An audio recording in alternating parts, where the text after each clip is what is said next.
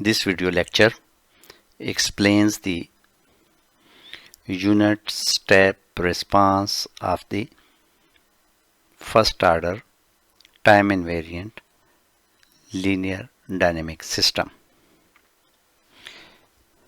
Such a system can be given by this block diagram.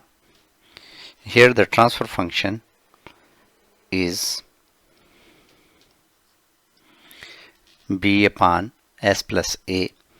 Input to this system is u of t, and the Laplace transform of the input is 1 over s. The output of the system is c of t, and this is the unit step response of the system. C of s is the Laplace transform of the unit step response. The Cs can be given by this relationship, which is the product of the transfer function and the unit step input to the system. How to find C of t? Think about this here, and you should stop the video lecture and do this part by yourself. Once you do it, you can come back to the lecture and you can start to watch the lecture and match your inverse Laplace transform with the solution given here. So let us find out the inverse Laplace transform of C of s. The first step we have to do is to find out the partial fraction of C of s. To proceed for finding the partial fraction, we may write b upon s into s plus a.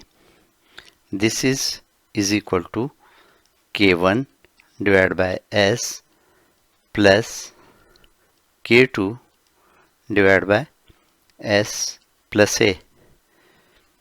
When we find out k1 and k2, after that we will take the inverse Laplace transform of the first and second part, and this will give us the C of t. Over here we can compute k1 by writing k1 is equal to s into b divided by s plus a into s. S will cancel with s, and the limit we take s is equal to 0. This will be equal to b upon a. Similarly, k2 will be equal to s plus a into b divided by s plus a into s, and s is equal to minus a. Here s plus a will cancel with s plus a, and we will get the answer is equal to minus b upon a.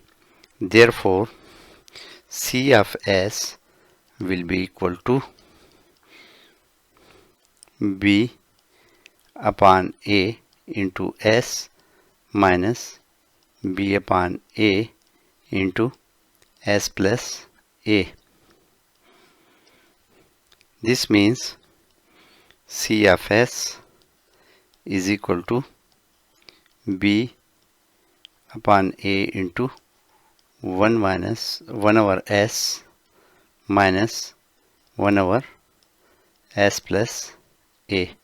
The inverse Laplace transform of this system will be C of t is equal to b upon a.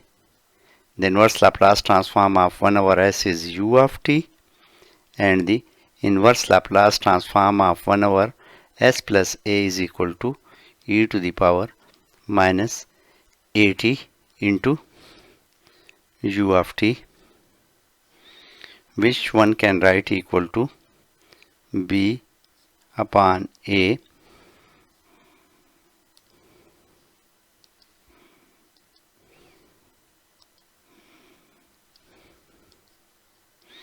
into u of t minus b upon a e to the power minus at u of t. So in c of t is equal to b upon a u of t and minus b upon a into e to the power minus at u of t, one may note two things. The first thing is that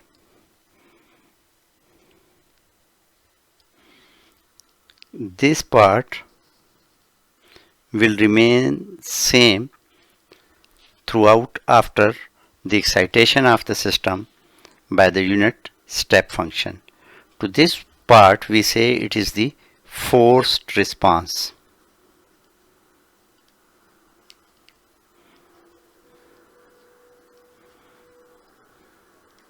And this response is due to the input to the system, and it has another response which is the natural response.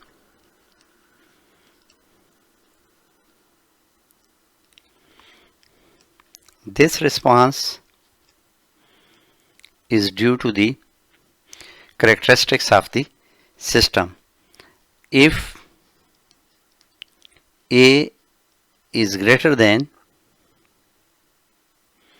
0, then limit t tends to infinity b upon a e to the power minus at u of t will be equal to 0. This means the natural response of the system will die out with the time, and whenever the natural response will die out, the remaining response will be just the forced response. Similarly, if a is less than 0, then limit t tends to infinity b upon a e to the power minus at u of t will be equal to infinity. This means the transient of the system will never die out and it will be continuously growing. So in the first case the system is stable, while in the second case the system is unstable, and the system output will be continuously increasing in case number 2.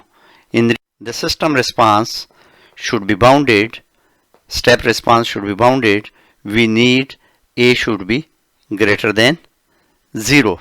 So in the rest of the lecture we will be studying about the stable system, and in the stable system we consider the pole of the system is S is equal to minus A, and whenever this S is equal to minus A lies in the left half S plane of the system, like the pole is here minus A, then the system is stable. The case if the pole of the system is in the right half S plane in this region, then the system is unstable. So for the stable system, the natural response will die out or will decrease with time, and the remaining response will be only the force response. Whenever the effect of natural response become very small on the system, we say the system is in the steady state. So C limit t tends to infinity C of t will be equal to b upon a u of t. In this case the system is in the steady state, and in the steady state the natural response of the system will die out. Why?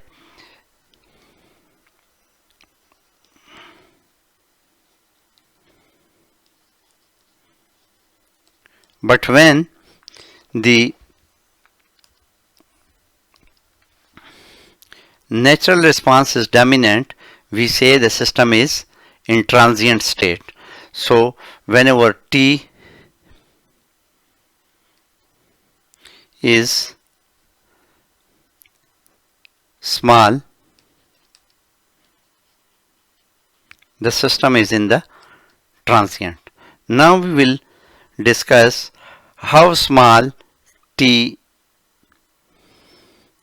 can be treated as the transient state and when the system we can consider in the steady state.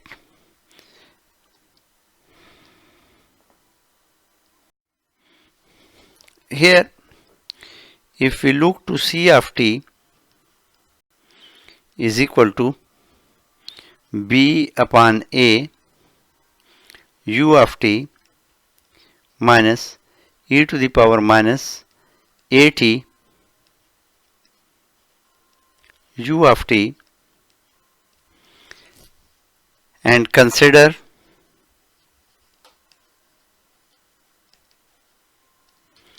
t is equal to 5 upon a, then C of t will be equal to b upon a 1 minus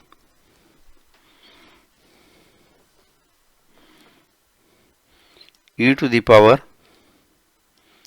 minus 5 u of t, which will be approximately equal to 0.98 b upon a u of t. This means after this time the effect of the natural response become very small and the system output will be just very close to the forced response. So whenever the system reach to this condition, we say system is in the steady state. If we are going to take another condition, like if t is equal to 4 upon a, then C of t will be is equal to b upon a into 1 minus e to the power minus 4 u of t, and this will be approximately 0.95 b upon a u of t. So even in this case we can say the effect of the input effect of the natural response of the system is very small on the output of the system, so the system is in the steady state. Theoretically we say the steady state output CSS is equal to limit t tends to infinity C of t. So we will be studying now some more important terms in the next lectures. Thank you very much for watching this lecture.